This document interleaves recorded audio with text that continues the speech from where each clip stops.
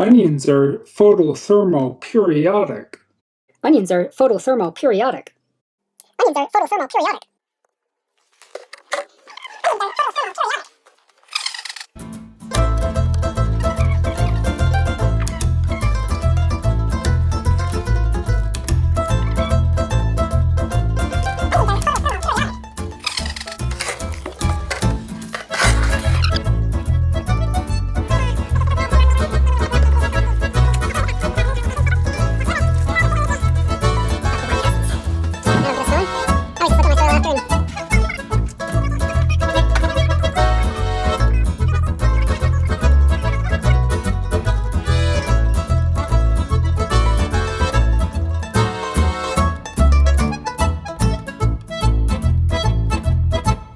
Go check the onion seed I planted about 4 days ago.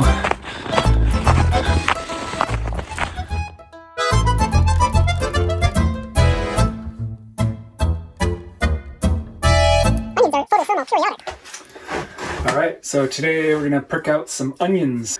And this is the first year I'm doing this technique with onions. So I just started a bunch of seed in these flats, a screen flat, and then a solid flat underneath. And we got 6 varieties here. Got Red of Florence, Rosa di Milano, Rosa di Inverno, Walla Walla, Elsa Craig, and Kelsey. Some of these are storage and some of them are sweet. And so yeah, I just made this tool up, just an offcut from table saw. One's thinner end for inserting into the soil and pushing the roots in, and the other end just more of a spatula end for digging up the seedlings. And so I just grabbed all these and put them out into another tray just so I could get them to fall apart, and I made sure they were soaked down first. And I'm really finding it's a bit dense, this mixture, so if I was to do this again, I definitely make a much coarser growing mixture up, just so that the soil falls off of the roots much easier. Last year I planted directly into this nice flat here. This is a tree plug flat. These are really awesome for doing onions, really nice and deep. It's 38 cells. I just planted directly in there, and I made a very coarse mixture up of sea soil, the original one, and a ton of perlite. It was about 50-50. I think I might have a little peat moss in there, about 10%, and a few handfuls of worm casting as well. And that did super awesome. Even when they were a nice size for transplanting, the soil would actually still crumble off a bit. So I'm thinking that would be really super for pricking out plants, just to make a much coarser mixture. And yeah, I'm doing the Elsa Craig here first. These are 95 days. They're a sweet onion that stores decently, they say. I haven't tried this one yet, and so I transplanted one flat so far. And it's great because you get a nice consistent tray, consistent flat when you prick them out, because every cell is going to do well, as long as I didn't, disturb them too much. A lot of them do have their true leaf already. You can do it before if you're careful, but in general, for pricking out or transplanting, you do want to make sure they have a true leaf, not the seed leaf. You can see right there, that is the just the seed shell that came up, so that's not its true leaf. And yes, onions, it is called a leaf. Leaves make up the whole part of an onion, essentially. It's multiple leaves that grow out from the base of the plant. We're using this nice tool made up here, and I soaked down my flat first. We're just putting a nice deep hole and pulling these apart very gently. Try not to break any roots. A lot of roots on there, so it's a little bit trickier to get into the hole when it's like that, so it takes a little bit more time. But I do know that they're going to be, I can really see the size of them then, which is nice, but a little bit more time consuming for sure when they're this size, and harder to get the roots apart. That way, if you use a really coarse mix, you'll have less root breaking. You shouldn't have any. You don't want to let the roots snap at all.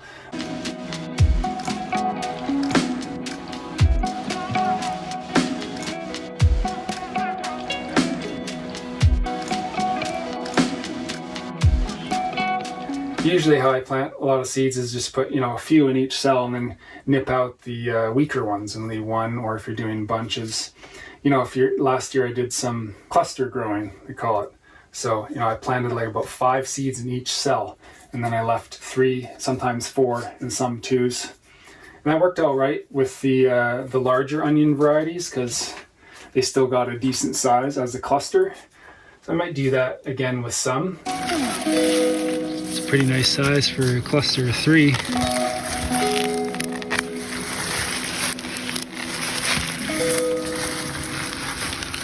I want to get them in there, just plant them at the same depth that they came up as. Just cover the white. Probably the red of Florence I want to get in a tray next. I just want to give a tiny bit of water just to close up the air pockets.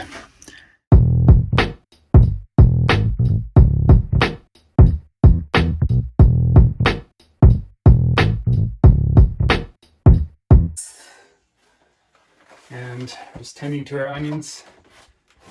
They're growing pretty nice under here. Starting to size up a bit. And we're just going to give them a haircut now. Keep them away from the lights. I've already cut them twice actually. So we just come in and snip them off. Keep them about 4 inches high so they don't singe on the lights.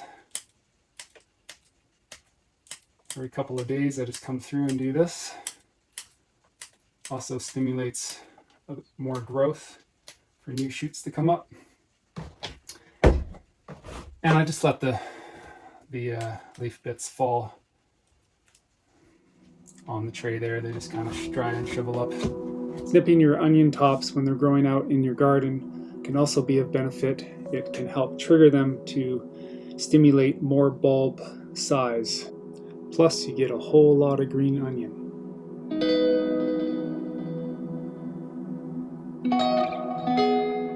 Another quick tip is that your bulbs should be growing on the surface as much as possible. If they're planted too deep, you can always pull back the earth around them a little bit like this.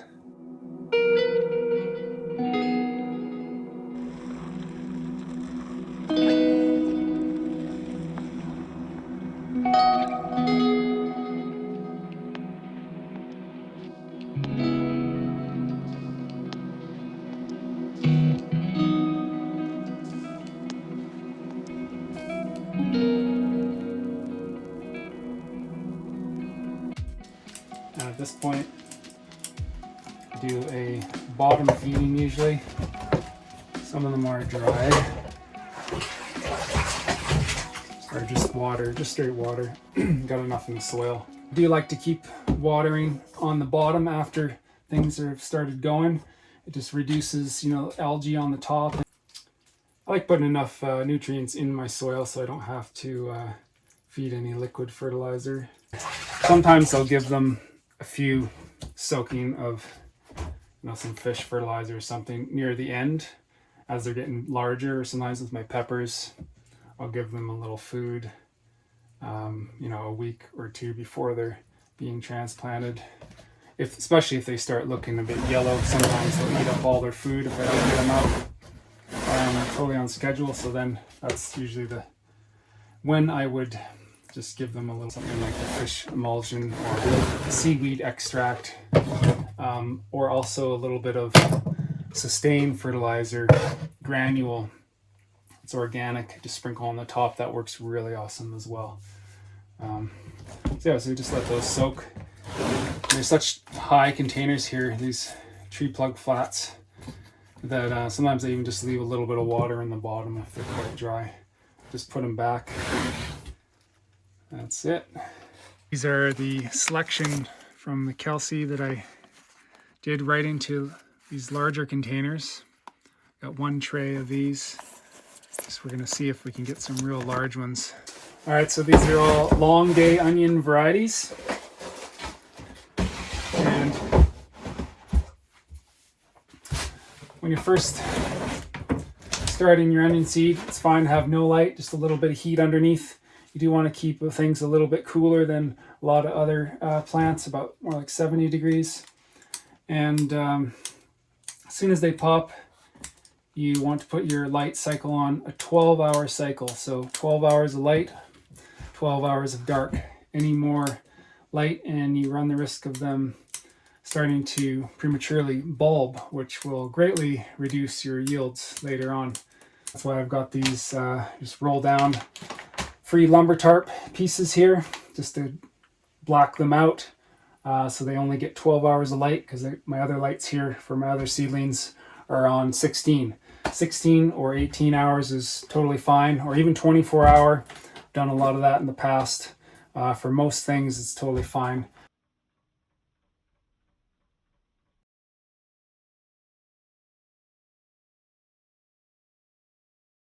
I do like to kind of go in line with the daylight hours, so I like to have a night cycle and keep it more in rhythm with the natural environment. So just employ a heater as well, so that comes on, you know, on a thermostat when your lights are off. And you want to keep your onions also at a cooler temperature than a lot of other things like peppers and eggplants. They can handle a bit more heat, so that's why I have them up higher, and then always put my onions on the bottom level just to try to keep them cooler.